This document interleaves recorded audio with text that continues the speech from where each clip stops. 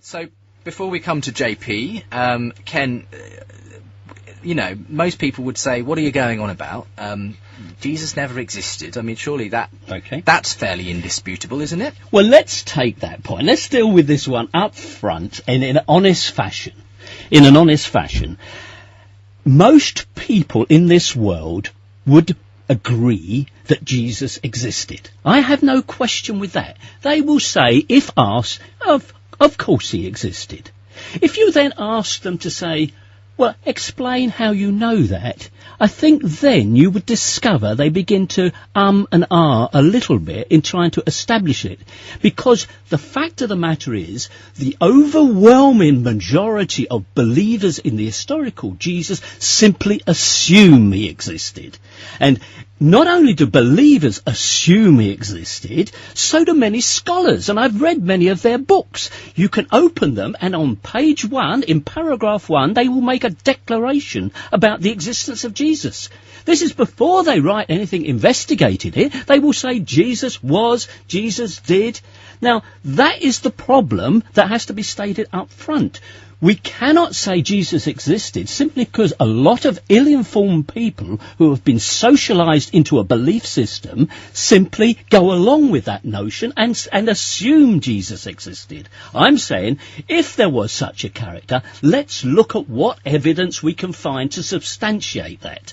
And that's where the problems begin. And it's not just myself. For 200 years, scholars have gone down that path and thought, my gosh, there is no evidence here for the historical Jesus. And at that point, the wagons get circled. OK, just maybe pinpoint what these things are then that these scholars would come across, things that suggest there really is no evidence for. Well, the point is, if we are trying to establish a bona fide character, as opposed to the probabilities of a character, then that is very different.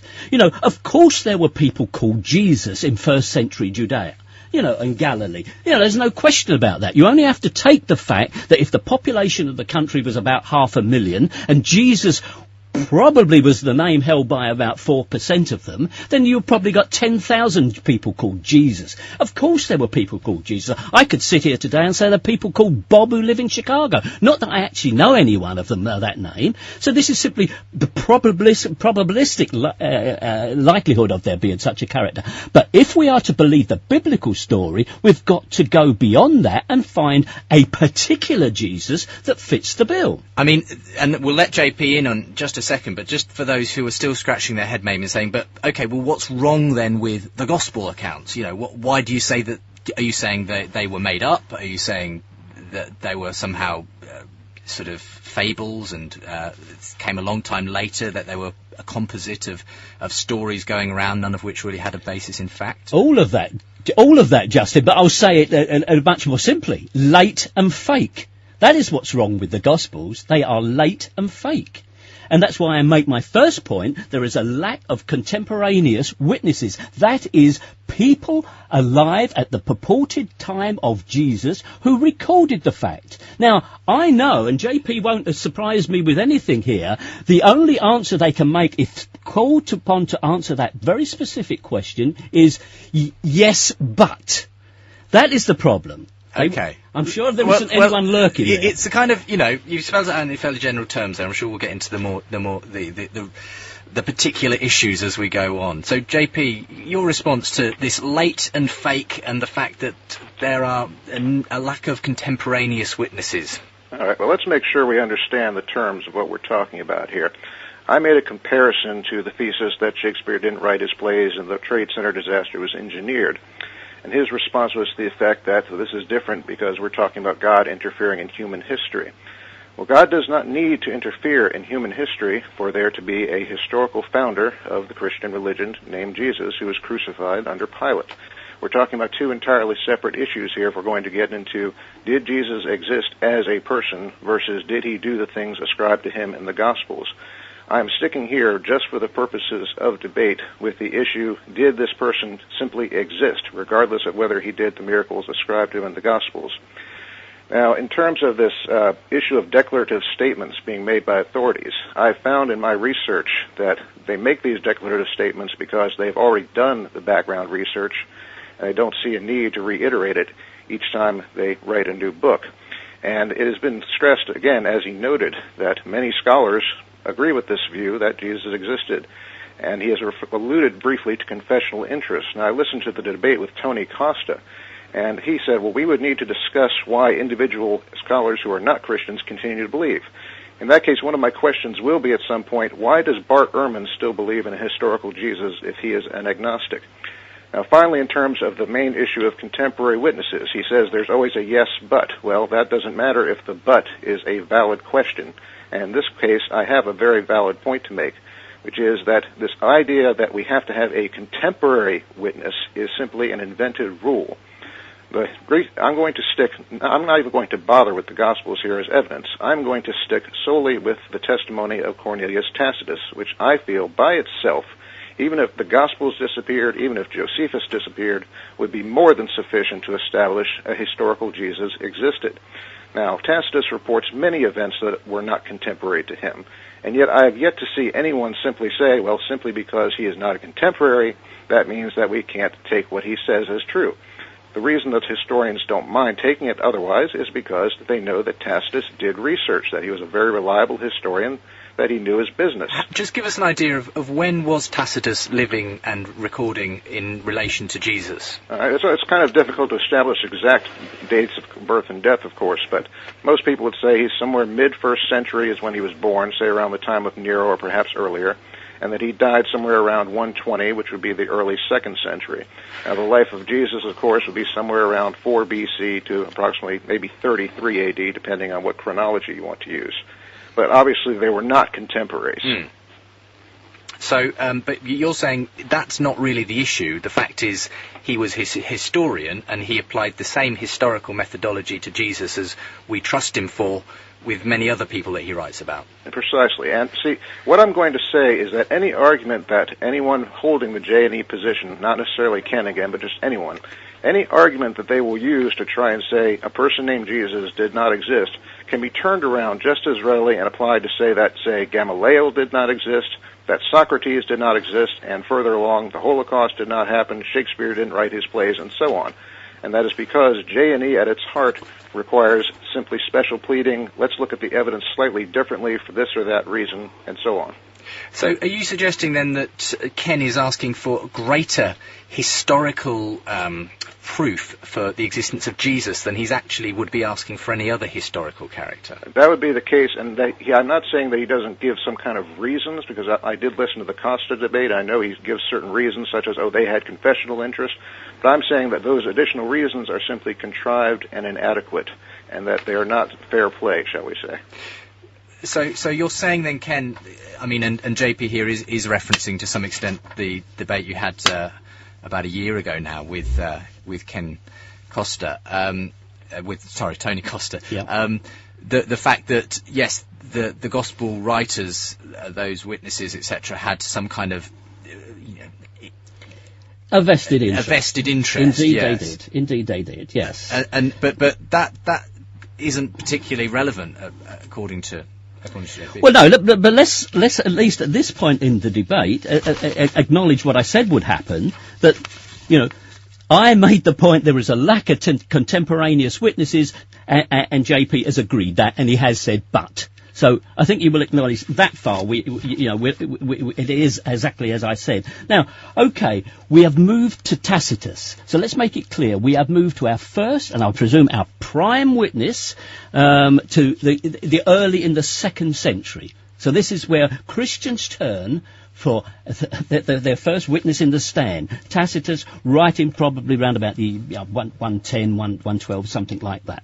Now, as a preamble, let me first of all establish something about the behaviour of Christians during the period in which they transmitted to us Tacitus and every other source we have to rely upon.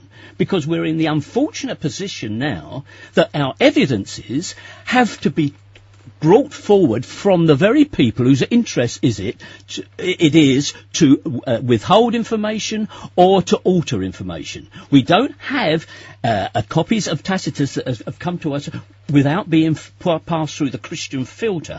Now, have we any reason to doubt the honesty of these Christians?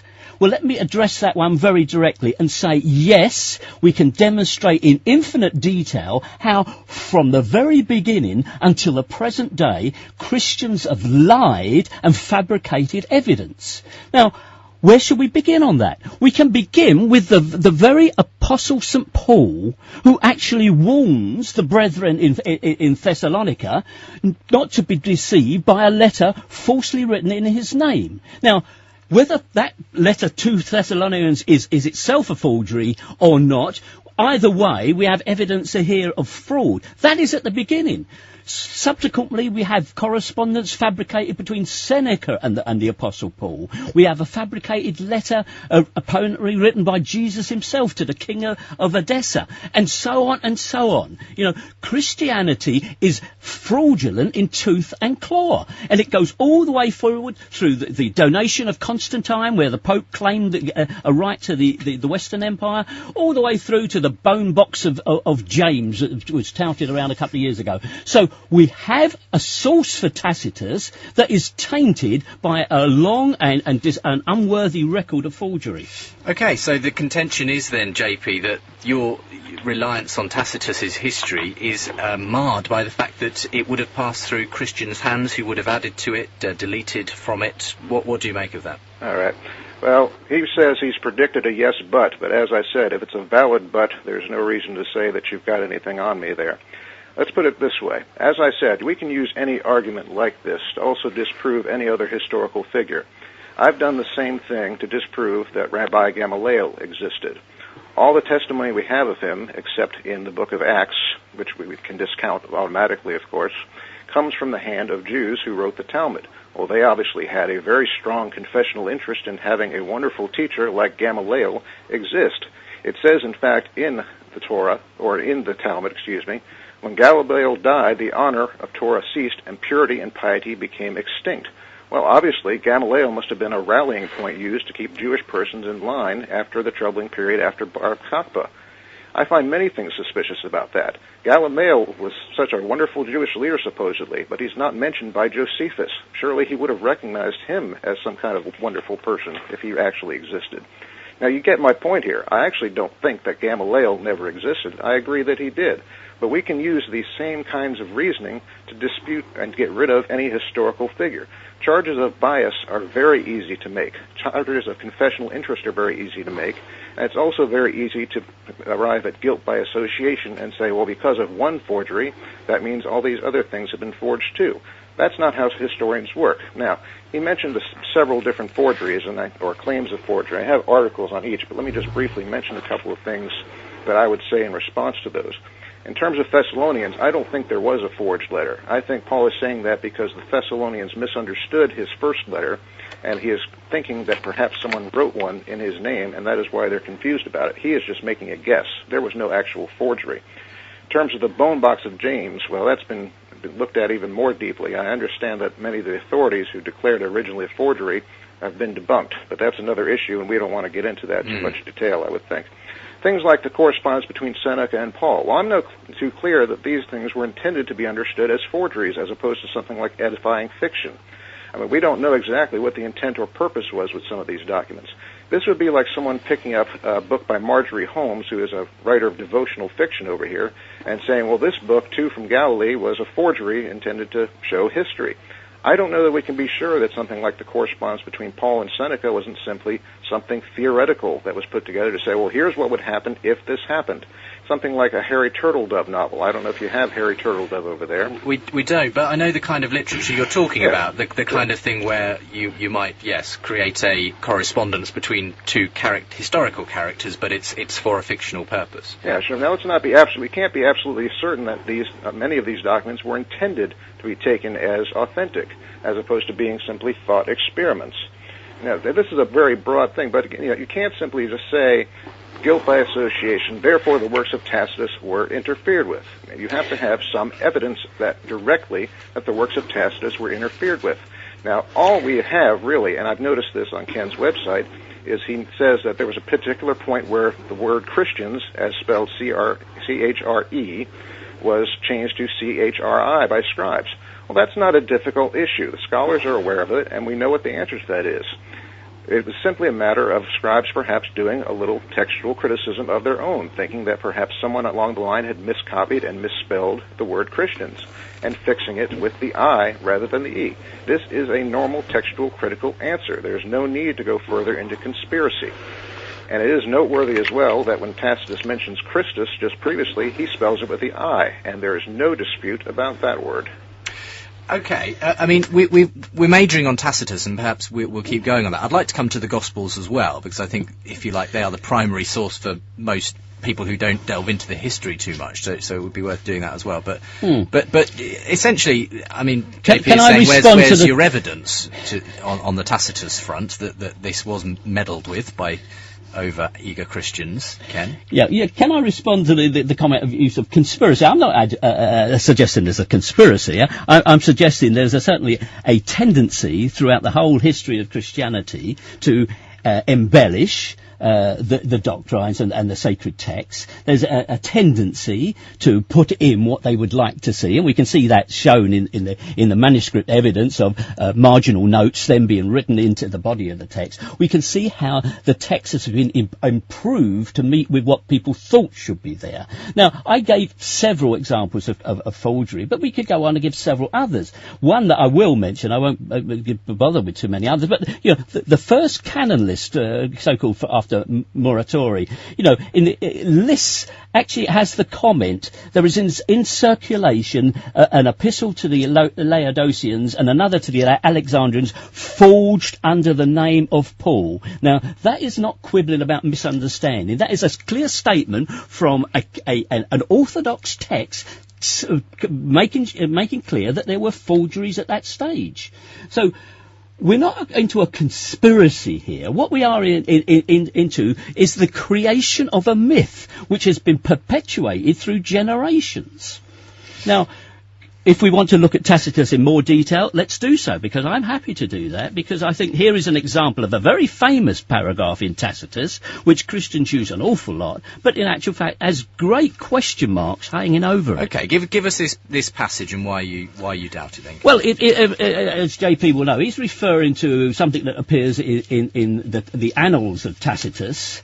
I think it's in book 15, where he basically talks about Nero fastening the guilt of the fire that had affected Rome on the Christians.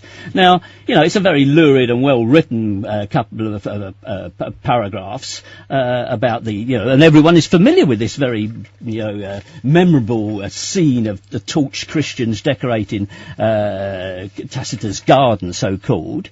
But I find that questionable simply because if we look back to the other history of Tacitus, written earlier, that is the histories, in Book 5, where he actually discusses the Jews particularly, he makes no mention of the Christians. He makes no mention of this, notorious torching of Christians by Nero in his garden. So we can go through it phrase by phrase if we felt it was necessary, but I think it's salutary to note that this primary witness for the historical Jesus is a passage in a book to which we are indebted to Christians who are known to make forgeries, and we can see evidence there immediately how it looks very questionable. Now, it looks like it's been inserted. It looks like it's been inserted, yes. So it wasn't there to start with. JP. Okay.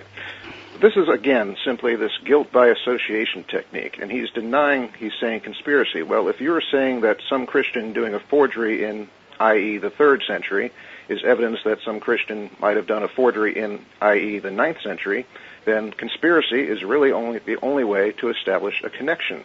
It's as though saying there is some cooperative effort by Christians to produce forgeries over an extended period of time.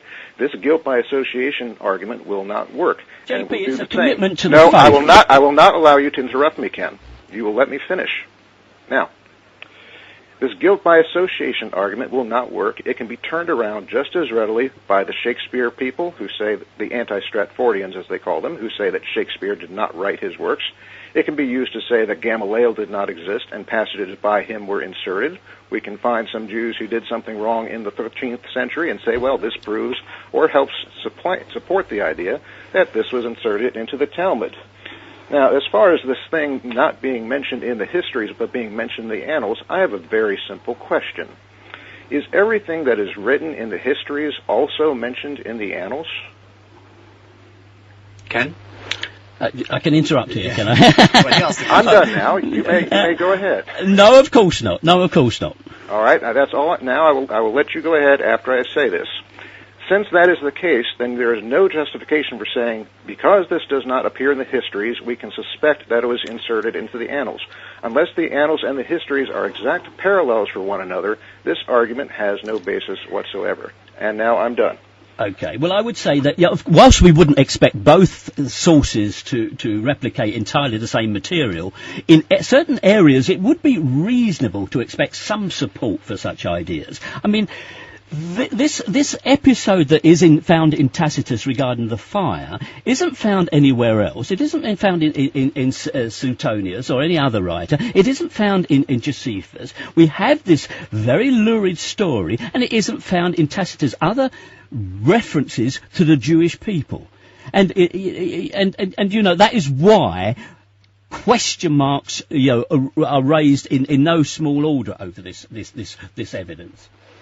It sounds to me, JP, like this just isn't good enough evidence that there was insertion, that there was change. It's all guilt by association because other people did it. Okay. It must have happened here. Yeah, well, all he's done here is say, well, now it doesn't appear in Suetonius and Josephus. And my question is the same. Is everything in Suetonius also in Tacitus's works? Is everything in Josephus? I mean, this is an argument simply contrived. It's like it must be mentioned in every single place. But I don't see any reason to believe that at all. We're simply standing back with a gasp and saying, oh my, it's not mentioned there. Yep. This is not significant at all. The difficulty we have with that, of course, is all these various sources, which, as you say, we shouldn't expect them to replicate each other across the whole field. But what's striking about them all is the absence of references to the historical Jesus. That is the issue at stake here. Isn't the problem, though, that if you're demanding this weight of evidence, you're asking that you can't trust any history from the first few centuries that that Christians could have had access to? I mean, is that the problem? Aren't you asking a bit much there? Well, no. To say that we can't trust it would be going too far. But we have to view it with a certain amount of care and caution, particularly where it relates to matters that are so crucial to the faith. Because what these, and I'm sure we could go on to the other half a dozen people that are usually bracketed together, these non-Christian witnesses, is that all those passages are both brief but very powerful. They have the character of looking like an insertion, because so much is said that's so useful to the Christians, and yet all within one paragraph that is neatly slotted into usually a very different topic, and that is where I think we all should be cautioned. I mean, are you saying that these people should have been writing whole books about Jesus if he was such an important character? But let's take the easiest example there of Josephus. Why does Josephus say so much about the Christians in one paragraph, and yet the rest of his book he does said nothing about them? I mean, that smacks of an insertion. JP. All right, well, I'm not going to deal with Josephus. In fact, someone else wrote my chapter on Josephus for the book I put out. So I'm just going to deal with Tacitus, and let me just ask a yes or no question. Does that brief and powerful description also fit with the idea of Tacitus, in your opinion? Are you going with that as a reason to suppose it's an insertion there? Are you asking? Do I think the language has the right character for Tacitus? Yes, and the way. I think it does. I think someone who has done that has done it very skillfully. All right. So this is the clever forger thesis, essentially. Well, some of them would have been clever forgers, would they not? And how is this disprovable? Well, I think that's your task, not mine. Oh no, you have to tell me. You have to have disproof available or some possible option for disproof, because otherwise we can simply say the same for the passages in the Talmud about Gamaliel. Well, I defer to your knowledge of those particular passages. I haven't looked at those myself. All right. Okay, but when we read any document from the past, we obviously recognise certain possible problems with it, in the sense that the author may have a point of view that he's expressing. He may be trying to please political forces that are his audience. There may be all kinds of considerations. Now, the probability about this lurid passage in Tacitus, I would say the probability is that it is forged. Now, we can't say more than that, and yet, are we going to build our entire religious faith on the questionable reliability of an insertion in a Roman historian's Just one more response from you, JP, and then we're going to have to go to a break. All right. Well, religious faith, again, is a separate issue from whether or not a man named Jesus existed and headed the Christian movement. We can work on that later. The only reason I have heard so far that this passage might be a forgery is, A, that it is brief and powerful, which makes me wonder whether other passages in Tacitus are likewise brief and powerful, and otherwise they might be insertions. And second, the item we alluded to about the spelling of the word Christians. And that's all I've heard so far. Now, perhaps we'll have some more reasons given after the break. I have at least 19 or 20 items that Dennis McKinsey once reported supposedly giving reasons why this was a forgery. I'll be interested to see if any of these are picked up. Well, I'd like us in a way to get into the Gospels as well, to some extent in the next section of the programme, though it's been fascinating tussle between you both on this external witness in the form of Tacitus and whether Ken does require more, if you like, proof than is reasonable to ask for, and that whole question of, is this just a undisprovable in the sense that if it's such a wonderful forgery, Ken, there's no way we could ever possibly prove it to be one way or the other. I mean, it's sort of like, can you ever trust anything in Tacitus if someone could have forged it? Well, yes, it isn't quite as grim as that. It isn't quite as grim as that. But we are, after all, not trying to prove that just any old run-of-the-mill Jesus existed. We are confronted with a character who makes great claims for his presence on Earth and his purpose in humanity's story. I mean, if he was so great, there should have been a residue of his existence. External witnesses to Jesus' existence, particularly Tacitus in the last part of the programme. You can get JP Holdings' thoughts and articles at tectonics.org. That's tectonics spelt with a K. And yes, we're going to be maybe breaching as well in this section of the programme the gospel witness to Jesus as well, and Ken's problems with that and what JP may have to say on that.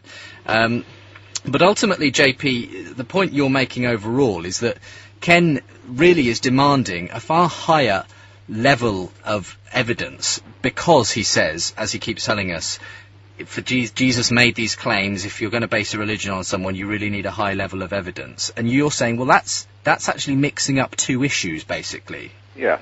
Again, there's two different levels here. Jesus in human history who led the movement, and there's a Jesus in the Gospels who did all these miracles. Ken's site is called Jesus Never Existed. It is not called Jesus the Wonder Worker of the Gospels Never Existed. If he was simply addressing that issue, then he would have no issue at all with the testimony of Tacitus, because Tacitus doesn't testify that Jesus did any miracles. So let's make it clear. If we're going to discuss, did a person named Jesus exist who led the Christian movement, crucified under Pilate, etc., then that is an entirely different issue as to whether Jesus was a miracle worker, because they could have agreed that he worked miracles, but done like Celsus, attributed it to Egyptian magic or some other such thing. Again, why would we have someone, again, like Bart Ehrman, who agrees that Jesus existed as a person, and he is an agnostic, professed agnostic, but he does not agree, of course, that Jesus did any miracles. And you can't say he has some confessional interest because he is an agnostic. And then you say, well, it's left over from the time he was a fundamentalist. Well, I agree he has some leftover fundamentalism in him, but at this point you have to say, well, what about someone like Robert Price? Obviously he broke out of that and became objective. Well, now you're simply going to essentially go to an ad hominem against Bart Ehrman. He just can't clear his mind of that one thing. You're saying that Ken has a very, if you like, presumably he claims Christians have vested interests in putting the record for Jesus in a good light. Are you saying that Ken is equally in the other direction, drawing on the very, very most out there kind of theories and possibilities of history to put this case together? I don't use people's motives in my arguments unless it's something obvious or unless I want to make a point, which is not very often with that. I mean, my point is that appealing to people's motives and biases and interests is simply a distraction from the evidence. And you can interpret interest in many ways. You can say, well, because they had an interest, they invented a person named Jesus. Well, their interest could also motivate them to report the historically accurate fact that Jesus existed. Motive can cause any number of reactions, whether real ones or fake ones. And so it's really a straw man is what it is. It's a diversion from the evidence to appeal to people's confessional interests or their biases. I mean, you yourself have admitted, Ken, that you're in a minority position, and the vast majority of biblical scholars out there are not making these kinds of claims, no. and then you're putting on them that, well, that's just because there's been such an overriding assumption in the historical fact of Jesus. I mean, we have historians here who aren't kind of, tied to some kind of belief in Christianity like Bart Ehrman. We're all on a voyage. I mean, Bart Ehrman has gone from a fundamentalist Christian to this agnostic now, who may still believe in a historical Jesus at this moment in time, but he's still a relatively young man. Maybe in 10 years' time he'll explain why he lost faith in a historical Jesus. We don't know that yet. We all evolve in our ideas. Hopefully, I certainly have. I mean, I've said this on your show before, Justin. At one stage, if we put the clock back long enough, I would have just said, as everybody else would, oh, there's probably a historical Jesus, because you can make that comment without fear of contradiction and without one iota of evidence. Now, the point is, I have no axe to grind in whether there was or wasn't a historical Jesus. I simply found that there wasn't. When I started to investigate and tried to find him, I found I couldn't. And I wasn't the first to do that, because scholars have been doing that for 200 years. They've discovered that there is no historical Jesus. That's why some of them, like Rudolf Bultmann, said, give up on the looking for it, concentrate on Christ. Okay, let's move the argument on then.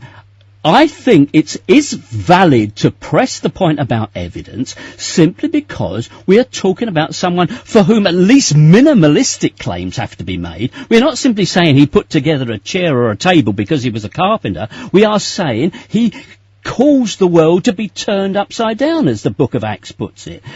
People's lives were transformed, as the apologists always keep telling us. They suffered unto death so they would maintain because of this faith. So there supposedly was something there that was more than just another carpenter. Now, that is what I say there is no evidence of. And when we get into the 2nd century witnesses, such as we did with Tacitus, we're really not talking about Jesus at all. We're talking about Christians and people who had a certain belief system. Now, let's move on to the subject of the Gospels then, because, we have certain problems there. We do not have first-hand copies from eyewitnesses of these extraordinary events. We have the very opposite of that. We don't have any complete Bibles before the 4th century. We have a few fragments from the 3rd, and then various textual references in a bewildering variety from the 2nd. Now, all that suggests to me that in the early century, that is probably the 2nd century, there was a struggle for an understanding of what they would interpret to be Jesus and his story and the Christ, and that was a battle of ideas finally resolved in the favour of orthodoxy.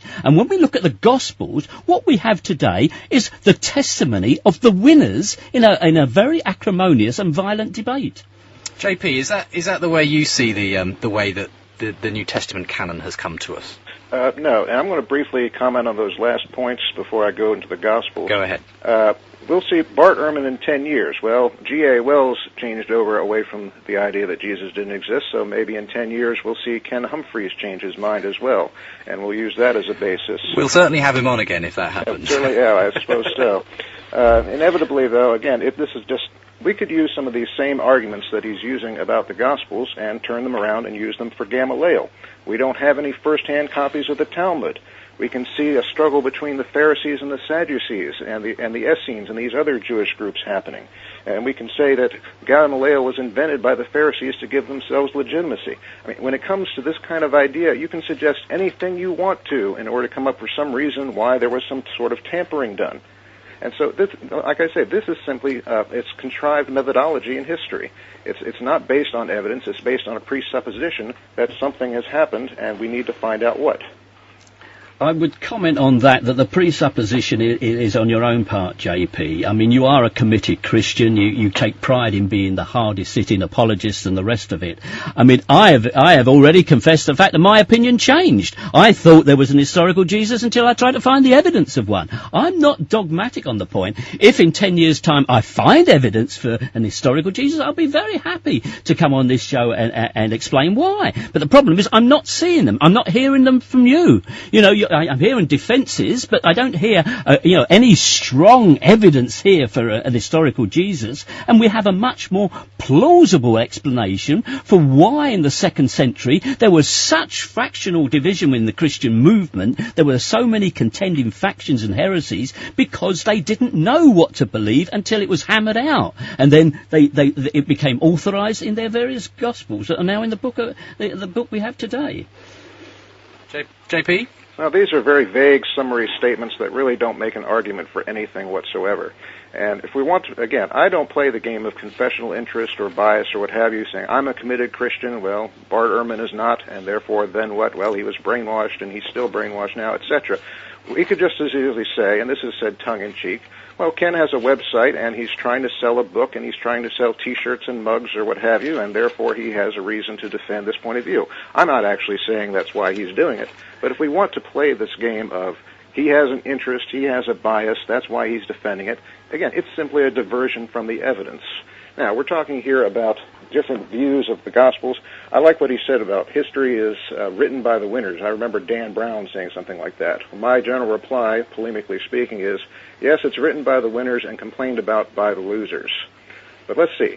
What we have in terms of these fractions... The losers are dead, actually. So are the winners, for that matter, in many ways. But let's say, if you want to talk about, say, the Gospels in particular, we don't have first-hand copies, no, and we don't have first-hand copies of any of these ancient works, and yet I've yet to see any historian or any scholar make an issue of this for any secular work. We don't have first-hand copies of any of the works of Confucius. We don't have first-hand copies of any African poems written by some other ancient people. This is simply not an issue, and that's why we do textual criticism. I mean, on that basis, I've often heard it said that, in fact, while people like Ken may make some issue about we only have later copies, in fact, the copies we have are dated a lot earlier than many of the manuscripts we have for evidence of other great historical characters. We have closer and better manuscripts than many other historical characters. Well, yeah, now we don't have time to get into all the details. That's in my next book. But if you're going to make comparative claims, then if you're going to throw out the New Testament, and you're going to have to throw out every other major historical work from the ancient world, including Tacitus, including Livy, including Suetonius, and including the Talmud. It's all going to become a blank slate, and we may as well adhere to the thesis that history actually started with the Roman Empire and the Middle Ages were a fraud, which is a real thesis, by the way. So there's the problem then, surely, Ken, that if you're discounting the Gospels because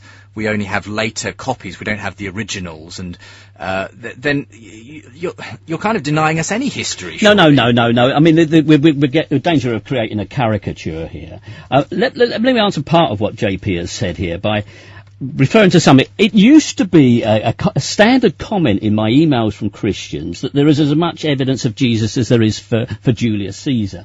Now, I heard that so often, I did write an article specifically on Julius Caesar to illustrate how we can have a great deal of confidence, in fact, complete confidence that Julius Caesar existed, because of the mass of interlocking and mutually supportive evidence. Now, that's different when we come to someone like Jesus. We don't have a mass of interlocking and mutually supporting evidence. We have evidence of generations of doctrinal disputes. We have the Gospels from the Marcions. We have the Gospels from the Docetists. We have, evidence of all manner of heresies that, strangely enough, emerge very early on in this so-called religion. And, it's less plausible that the pure doctrine suddenly metamorphosed into 80 or 100 heresies than in actual fact the truth is probably that out of that whole ocean of religious thinking, certain ideas crystallize and eventually were given official form in the faction that happened to then manage to cement itself into the Roman political system. And are you saying that the Gospels then are effectively the crystallized thoughts and traditions that won the day, if you like? Indeed I do. And if we have time, we can trace through, let's take the very basic fact that we know about the synoptic Gospels, that Matthew and Luke are based upon Mark. Now, most scholars, I don't know if JP does, but most scholars will agree that is the case. Now, what is the relationship there? Mark wasn't one of the disciples. He is not claimed to be an eyewitness, and yet Matthew supposedly was one of the disciples and an eyewitness. Why does Matthew, an eyewitness, copy the text provided by a non-witness? I mean, that's the sort of nonsense that you have if you try and take the official story as being valid. What we have in Mark, in its original form, was a much shorter gospel. It had nothing about the birth of Jesus. It had nothing about the resurrection appearances. A very brief document, which in Matthew and in Luke was embellished and developed into a much more comprehensive doctrine. I feel like we're opening a whole new area here, and unfortunately we're already approaching near the end of the show. So I'll allow JP to respond, and then we may have to start to wind things up. Okay. There's not much. I do have articles on each of those issues that he's mentioned. My article on the virgin birth covers the issue of Mark not mentioning it. In terms of the Markan priority Q thesis, I do adhere to Matthean priority. I have great detailed articles on that. But what do you mean by that? Just for those who may not understand quite what. It means that Matthew wrote first, or I believe it was written in Aramaic or Hebrew first, and Mark wrote later or at a different time independently of Matthew. Both are based on the common oral tradition that the apostles. Okay, so both Mark and Matthew both depended on an earlier source. Yeah, so it's not Matthew copying Mark; it's them both copying an earlier source and Matthew incorporating that into his eyewitness account. Right, oral tradition, and Luke, I do think, had hold of an early form of Matthew and of Mark. Now, I'll just go back for this topic to the issue of Julius Caesar. I have an article on that too, and there's a lot of issues involved in that. Like, do they mean it's usually connected to Caesar crossing the Rubicon in the analogies I've seen? And there's some question: do you mean Caesar crossing it personally, like stepping over the river himself, or does that mean his army crossing, and so on? And what I concluded is that this is not really a good analogy to use for Jesus. The better analogy was someone like Gamaliel or Socrates, who was a teacher, not a military leader, not someone who was a great force in government, because that does not describe Jesus adequately, especially not as the pagan writers would have seen him. And this is a critical mistake that's often made, and I've seen it on Ken's website as well. He asks why various people like Appian or Plutarch don't mention Jesus. Well, again, we have this confusion between Jesus as a person and Jesus as a miracle worker. When you have someone like Plutarch, let's say he hears about Jesus for the first time. Well, he's not going to be willing to grant that this Jewish peasant who was shamefully crucified was actually someone who did miracles. He's simply going to dismiss that as an unworthy story without any further investigation and not report it. And so we can't be expecting these authors to adopt the viewpoint of the Christians, as it were. Otherwise, they would be Christian sources if they agreed that Jesus did all these miracles. Or they'd be like Celsus and say, well, he was a magician of some kind, learned his craft in Egypt. The practice, again, we need to compare to comparable figures like Gamaliel, like Socrates, like Confucius, who were teachers with a circle of disciples. We would mostly expect the followers to provide the information about that person. As with Socrates, Plato, Xenophon, mostly his followers wrote about him. With Gamaliel, we have mostly the Talmud. In the case of the New Testament, that's what we would expect the most information to come from Jesus.